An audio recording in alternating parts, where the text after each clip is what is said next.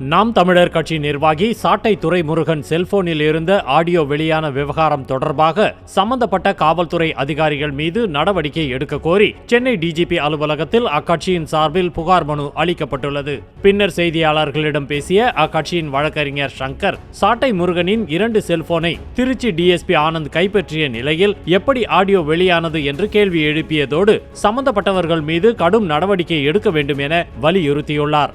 Cellphone ரெண்டுமே காவல்துறை கட்டுப்பாட்டில் இருக்கும்போது அதிலிருந்த தகவல்கள், குரல் பதிவுகள் எடுக்கப்பட்டு திருச்சி சூர்யாவிடம் ஒப்படைக்கப்பட்டு அவர் அதை வெளியிட செய்வதற்கு உடந்தையாக காவல்துறை திருச்சி மாவட்ட காவல் கண்காணிப்பாளர் வருண்குமார் அவர்களும் அதனுடைய இப்போது உள்ள அந்த விசாரணை அதிகாரி டிஎஸ்பி ஆனந்த் அவர்களும் இதை தொடர்ந்து செய்வதாக தான் நாங்கள் பெருத்த சந்தேகம் எங்களுக்குள்ளது.